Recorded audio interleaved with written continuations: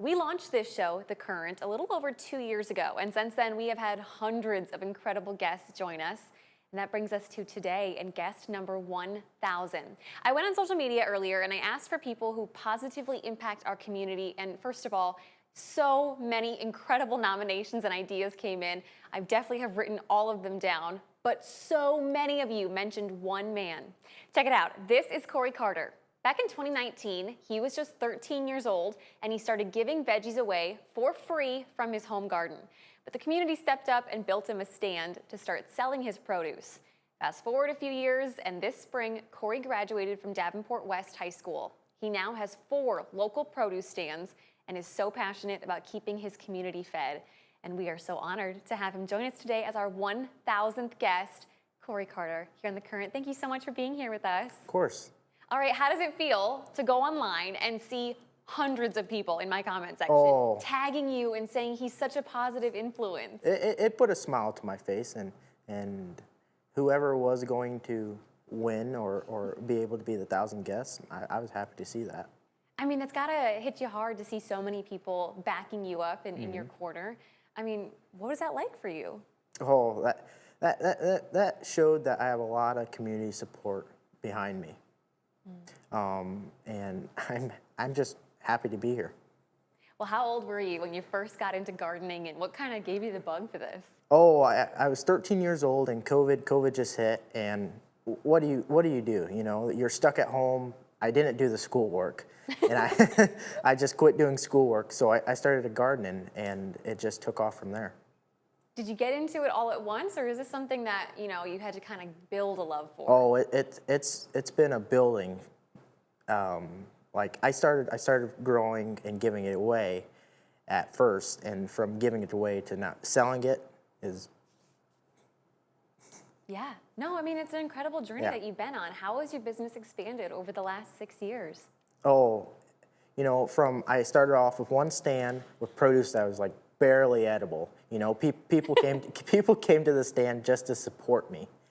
And from being barely edible to opening 4 stands now and selling to a couple local restaurants, Machine Shed and Grandma's Kitchen, and be able to provide produce that's pretty edible and pretty good is a pretty good big accomplishment for me. Why is this something you're so passionate about, though? I mean, what is it about giving the community fresh, locally grown food that you love so much? I love knowing that the community knows where their produce is coming from, and when people ask me, they're able to ask the farmer questions about the produce and how's it grown, how do I grow it compared to how the grocery store grows it. When people meet you for the first time, are they kind of shocked that you're, just 18 this year? Yeah. Well, actually, I'm 19 Oh, now. you turned 19. I know, that's okay. That's okay. I'd rather be called 18. I feel like I'm getting old now. Well, I mean, I bet people don't realize that when they first meet you. No.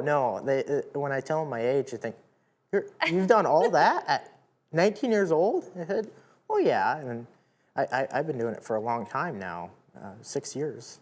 That is a long time. Where do you see this going in the next 6 years and beyond? So my end goal is to become a teacher. So right now I'm going to EICC for my ag education degree. And I'm going to do 2 years there, and then I'm going to use my working experience for the last 6 years in the ag field as my next 2 years to get my teaching certificate. So my end goal really is to be a teacher, and in the summertime I can continue doing the produce. Teacher of ag, is that something you're interested in? Yeah. Why is that important to you? Because people need to know how to grow their own food and be self-sustainable.